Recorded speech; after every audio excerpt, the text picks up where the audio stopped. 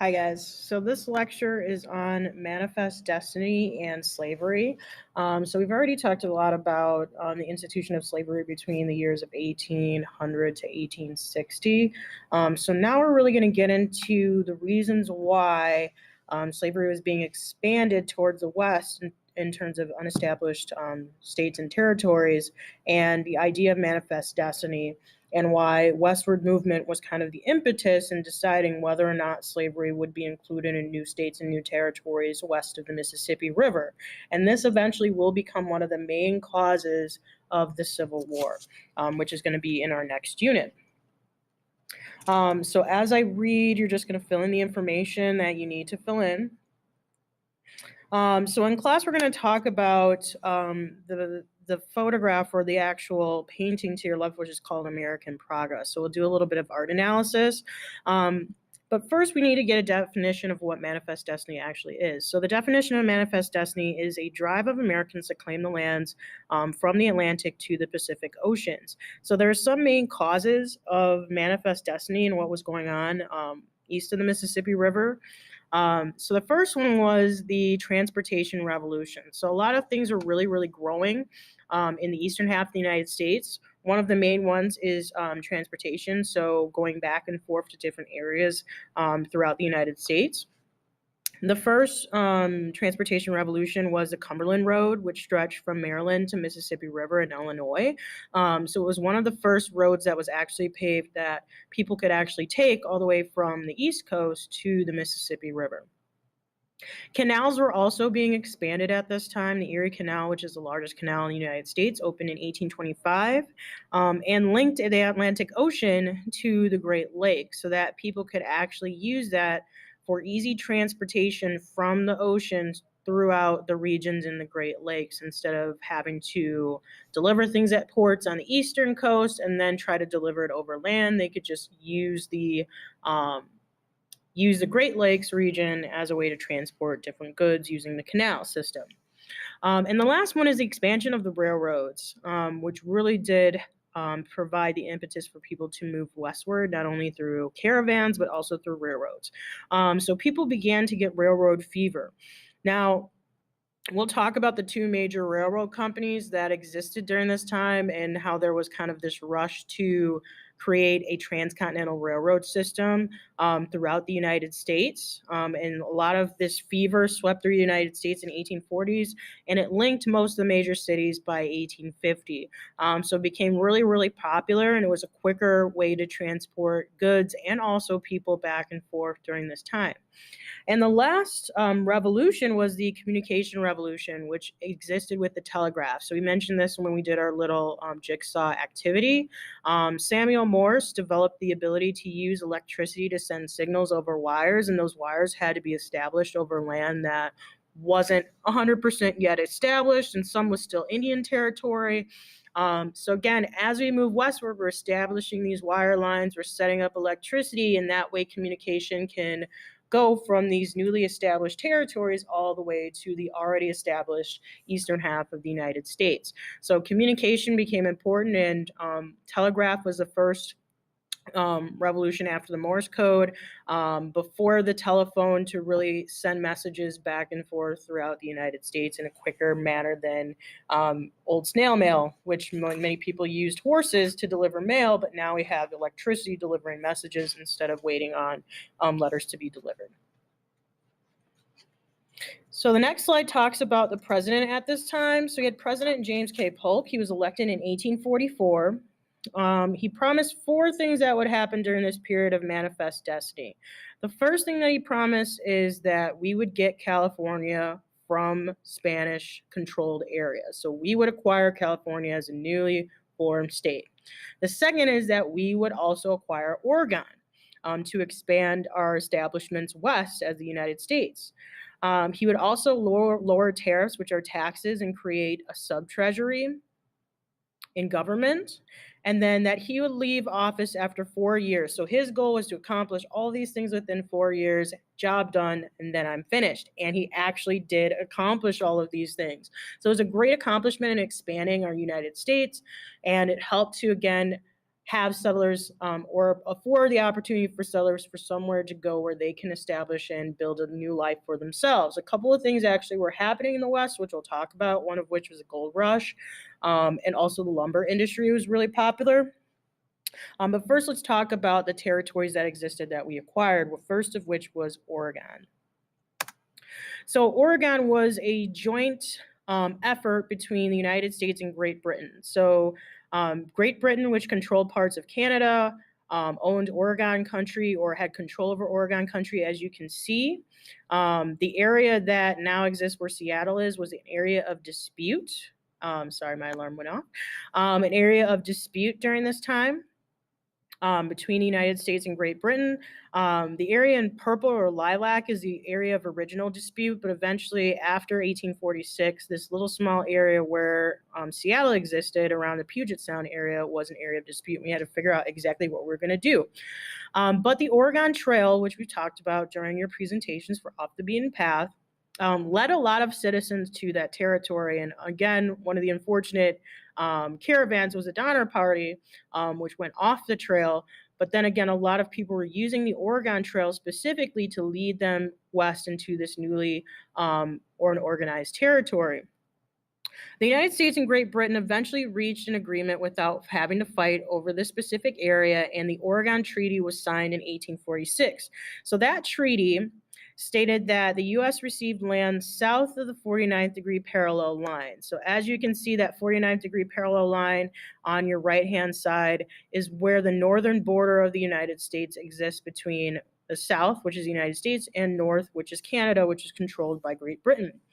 So the U.S. received that land south of the 49th degree parallel line. Great Britain got the land north of the 49th degree parallel line, which is Canada. And Native Americans fought for land, but again, as we've witnessed throughout our study of history, they get the short end of the stick. They originally had control over that land. There were tribes that lived there, and now they are being forced to make room or forced onto reservations to make room for white settlers that wanted that land and wanted to start making a new life in the lumber industry and using those natural resources to make money. So again, the treaty line, as well as you can notice, the land beneath the 42 degree parallel line is Spanish territory and owned by Mexico as well. So that will come into play with the Mexican-American War and with the issue of California. So we're going to focus on another state next, which is Texas. Now, Texas is a huge impetus for the start of the Mexican-American War. You had people like Sam Houston and Davy Crockett that were really, really famous because of this, particularly Sam Houston. There's a lot of areas. Houston is named after him. It's his namesake. And then the whole incident at the Alamo, Davy Crockett was immortalized throughout that incident and died there trying to stand off the Spanish army from Mexico. So Texas was this new territory. People from the South were moving into Texas, and this was led by a gentleman by the name of Stephen Austin, who Austin, Texas is named after. So the U.S. offered twice to Mexico to buy it from them, but Mexico, which is Spanish controlled, refused to give up that land in Texas. And there was an established fort by the name of the Alamo that was there, and there were still settlers coming in droves to establish themselves in Texas despite it being under Mexican control. So they called it the Republic of Texas. So these new Texans were breaking Mexican law by establishing themselves there illegally.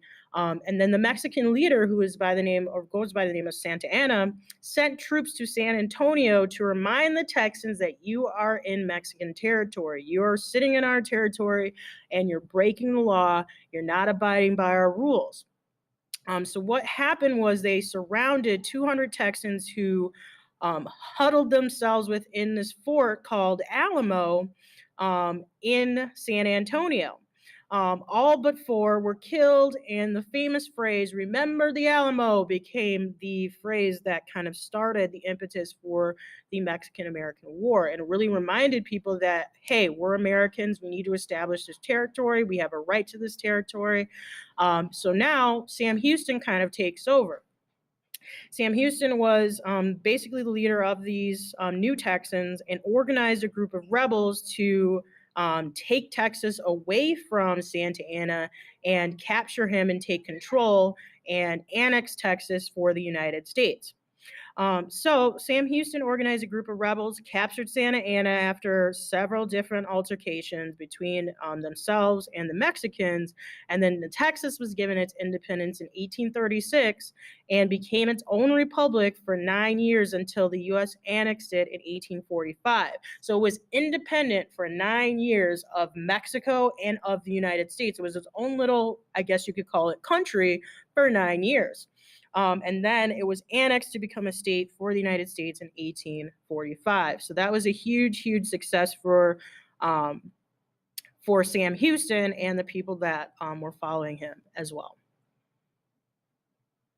So moving on, we are going to talk about this war that actually occurred in Texas.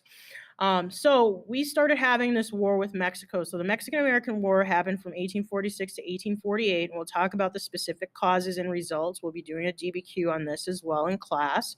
But Texas applied for United States statehood with the Rio Grande River as its southern boundary. So the Rio Grande, if you look at this map on the right-hand side, is the river that makes up what is now the southern border of Texas that runs through the northern border of Mexico. So Mexican was under the impression that this border was a different river. It wasn't the Rio Grande, it was the Nueces River. So President Polk sent troops to this disputed territory, which was led by, again, who will be a former or a later president by the name of General Zachary Taylor. He eventually will become president, just like Andrew Jackson would, in the same capacity. So Mexico was attacked. Or actually Mexico attacked the general, Zach Taylor, and his troops and said they had been invaded since they were coming into this disputed territory past the border, which Mexico thought was the border, which was the Nueces River. So if they were going south the Nueces River, they believed that they were being attacked. And instead, Zach Taylor and President Polk believed that this border was the Rio Grande River. So this war between Zach Taylor, General Taylor, and his troops and the Mexicans lasted for 2 whole years until they signed an agreement which was known as the Treaty of Guadalupe Hidalgo. This Treaty of Guadalupe Hidalgo was when the U.S. got California. They acquired California, Nevada, and parts of Utah, New Mexico, and Arizona, and Colorado in exchange for paying $15 million. So we acquired all of those states. So that's 1, 2, 3, 4, 5, 6 different states or territories in exchange for paying Mexico $15 million to give up their claim to that land. So if you look at the map to the right, you can see that Mexico, obviously after 1848, exists as it is today. But before that, there was a lot of disputed territory. So Texas that was in dispute was the western half of Texas, which was part of that. And then you had territory that was lost by Mexico after the Treaty of Guadalupe Hidalgo was signed in 1848. So all of that in light blue is what we acquired for $15 million after this war with Mexico. So looking at this map, you can see the disputed territory that kind of goes up to the north in Texas. You can see there's a lot of attacks, particularly on that border where the Rio Grande kind of meets the Gulf of Mexico. So you see there's a lot of different battles that occurred, some further south into Mexico. U.S. Navy also used their troops as part of California. So you have Monterrey, San Francisco, Sonoma happening in parts of Los Angeles. So again, the reason why all of these cities have Spanish names is because they were in Spanish-controlled territory or were part of Mexico at one time. So that is a cultural influence in that as well. But once again, we had a lot of the major victories, as you can see on the map. Mexico only had one major victory at San Pascual on December 6, 1846. But again, you can see a majority of these victories were U.S. victories. So we won overwhelmingly. So the land that they succeeded to the United States, again, California, Nevada, Utah, parts of Colorado, and part of New Mexico, and also a little bit of Wyoming. And once again, we already acquired this part of Texas as well. So next, we'll talk about the California Gold Rush. So once we acquired California, you had droves of people coming after a certain person discovered gold in Sutter's Mill in California in 1848. So once that gold was panned in 1848, this kicked off a huge influx of people searching for ways to get rich and wanting to find gold and establish themselves. And they rushed west to California in search of fortune. And this was known as the Gold Rush. And this kicked off in western half of, or actually the eastern half of California. Many people went west trying to strike it rich. They thought it was a get rich quick thing. But again, a lot of people had very difficult time finding enough gold or finding gold at all, especially after the initial rush happened. But many others came to support the miners as well. So it wasn't just people getting rich, there were people that were supporting them that could also build businesses out there to support those miners and support their efforts. So these were restaurateurs, so people who built restaurants. You had launderers, and outfitters. So Levi Strauss became a very famous company because of this with their jeans, and that's what a lot of the miners wore at that time to mine for gold. You also had a lot of immigrants from Mexico, China, and South America coming through, but there was also a lot of racism, particularly with the Chinese in the western half of the United States, that will exist throughout the early 19th or 20th century as well. But also, they worked on railroads as well, and we'll talk about that a little bit with the Transcontinental Railroad and the Chinese. But you also had people coming from South America. So by 1850, California had enough people to apply for individual statehood that were established there, and they were able to apply, and California officially became a state by 1850. So there was a compromise that was made. So once California was being established as a state, we needed to decide if it was going to be a free or a slave state. So California applied for statehood as a free state. The southern states were extremely alarmed. So we had the Missouri Compromise, where all of these states north of the 36-degree parallel line would be free states, and you had all of the states south of this line that were newly established becoming slave states. But look at where this 36-degree parallel line kind of cuts with the map at the top of this slide. It cuts California in half. So that's the dispute. Should we split California into two different states, or should we keep it as one? And if we keep it as one, what should it be? Should it be a free state or should it be a slave state?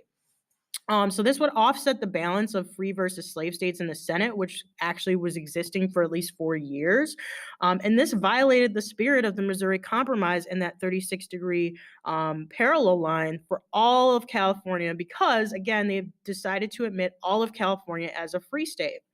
And this would set the precedent, or could set the precedent, for future territories applying for statehood, that even those south of that 36-degree parallel line could eventually be free states and not necessarily have to be slave states. But this offset the balance of representation by slave states in the Senate. So they were very upset. And this does also influence the start of the Civil War. So the compromise that was created in 1850 was that California would be admitted as a free state. But the other part of Mexican secession, which were the other states that were acquired and other territories were acquired, would be able to decide whether or not they could be free or they could be slave states. So they would go by popular sovereignty. So again, the people of that territory would decide for themselves if they would be free or they would be slave states. Texas had to give up some land for New Mexico for $10 million, but the slave trade was abolished in Washington, D.C. at this time. And then stricter fugitive slave laws were passed. So as this is going on, there's the Nat Turner Rebellion. There's a lot of things that are going on. So these restrictions became a lot tighter, and they issued the fugitive slave law, which required Northerners, if they saw somebody that fit the description on a wanted poster for a runaway slave, that they would have to return them or face stiff penalties for not abiding by that national law. So there were a lot of strict laws that were occurring. If you look at the advertisement to your left, you can read that if you choose to, but this was actually posted in the city of Boston. So again, if you didn't abide by it or look for some of these runaway slaves, you could also face a penalty. It wasn't just the slave themselves, but also the people who may have been harboring or may have witnessed where this person is. So keeping their eyes open was primary. And people would get a lot of money too to return these slaves, even if they didn't fit, even if they fit the description and they weren't that person, they returned them. So that happened quite a bit, just like 12 Years a Slave. All right, so and that is actually it for our lecture on the Manifest Destiny and slavery. So what we're going to get into is the Mexican-American War a little bit more specifically with the DBQ. And then our next unit is going to focus on the start of the Civil War. What were the causes and what were the effects, northern causes and southern causes. So that kind of is related to this issue of whether or not states should have slaves or shouldn't have slaves, and whether states should decide for themselves by popular sovereignty. So again, if you have any questions, please do not hesitate to bring them to class. Thank you.